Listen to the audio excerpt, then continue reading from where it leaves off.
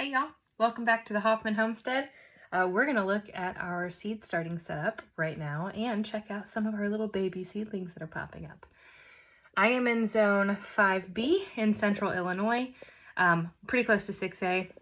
It is way too early to start most seeds, so fret not if you have not started any seeds yet.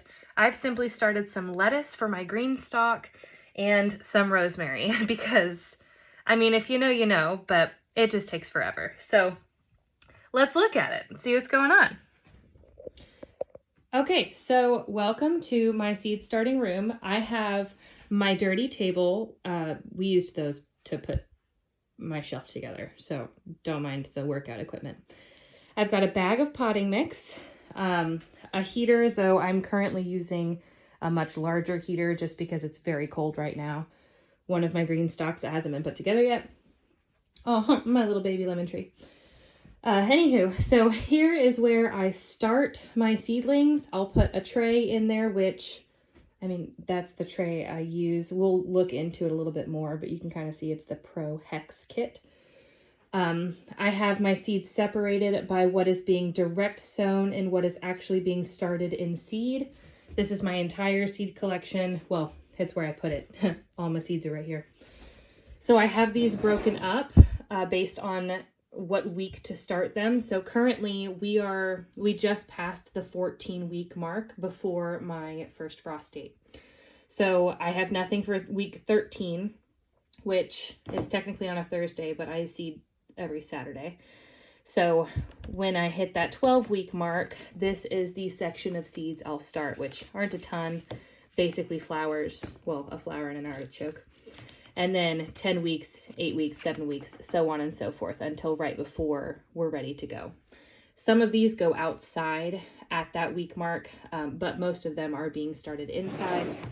And then, of course, I have everything that does not get started.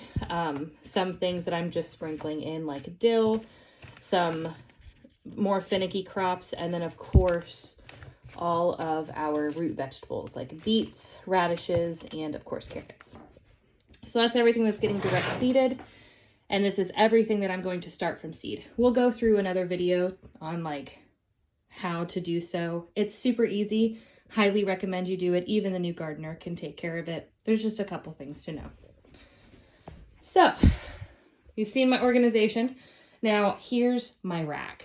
Doesn't have a whole lot on it right now. Again, it's still pretty early, but we have 5 total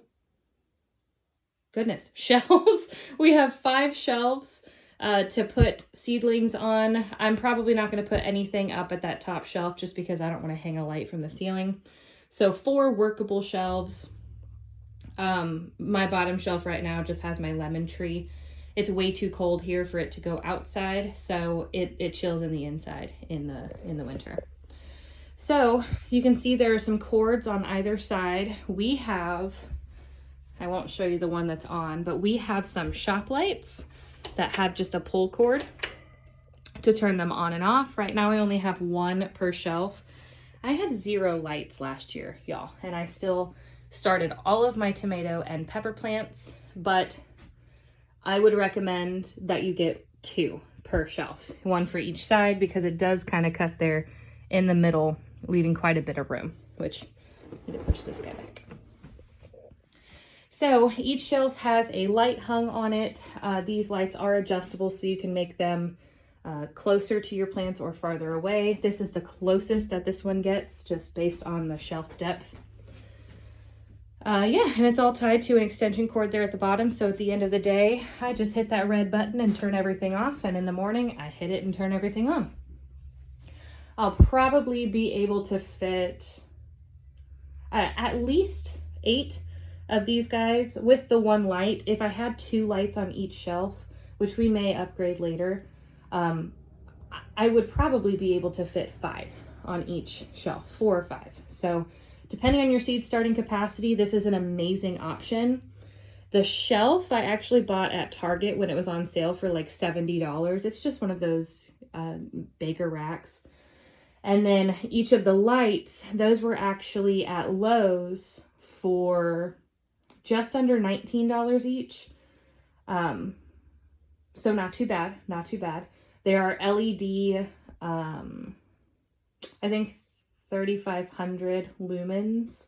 You want at least 3,000, though I think 5,000 is recommended. I'm sure it's fine. We're working with what we got this year.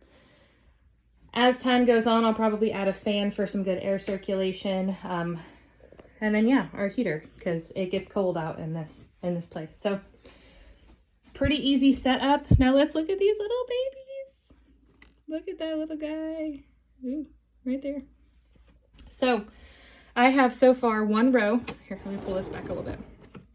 One row of rosemary, which rosemary is like notoriously difficult for starting. So I have seen nothing. Mind you, today is Tuesday and I started these on Sunday. So like, oh my goodness. I don't expect this one to pop up for at least 2 weeks probably. And then at that point in time, I might start getting concerned, but likely not. Special thing about rosemary, most seeds require water and heat to germinate. Rosemary actually requires light. So that's why it's in this tray with my lettuces. And then I have a series of lettuces. And then at the very end, I'm starting some asparagus because I'm putting in an asparagus patch this year. So we've got some arugula, some freckle romaine. We got a couple popping up there too. That's so awesome. Black seeded Simpson. I see a couple little babies. Loose leaf lettuce. This was just a blend that I got as like a free seed packet. And I do see, there's a couple in this cell and then one over here. So hopeful. And then we have some iceberg. This was relatively old seed, but I'm sure it'll be fine. It'll do something. It's only been a couple days, guys.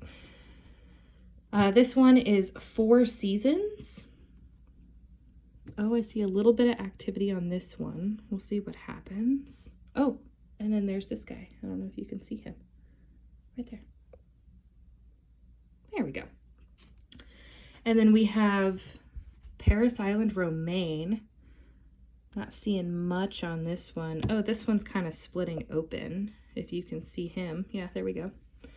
And then I have a row of spinach. I'm not the biggest fan, I'll be honest with you. My mom actually runs like a hermit crab business. She feeds hermit crabs. So that's probably gonna go to her, or frozen so I can put it in a quiche or something later. That's pretty much all I'll use spinach for. And then I've got 18 asparagus plants, and I'm hoping that 16 come up because that's how many I have, or I want to plant in my space. I don't see anything yet, but that's okay. It's only been a couple days and this will take a little longer. Lettuce is just being a little extra right now. So yeah, that's the setup. Peep on my little lemon tree. That's from Stark Brothers.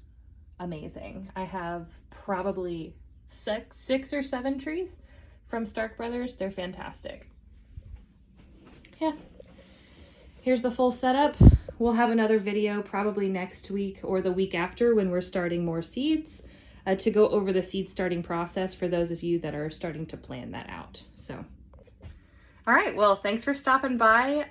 Please like, comment, and share. We're a steadily growing homestead, in a really small town. We've got a population less than 500 and we're just, trying to get back to our roots, trying to do something good for the earth and good for our bodies, growing our own food.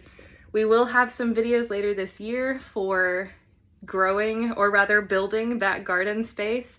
We just bought the plot of land next to us, so you'll get to see that process too if you're looking to put in some new beds this year. So like, comment, subscribe, and we'll see you guys next time. Thank you.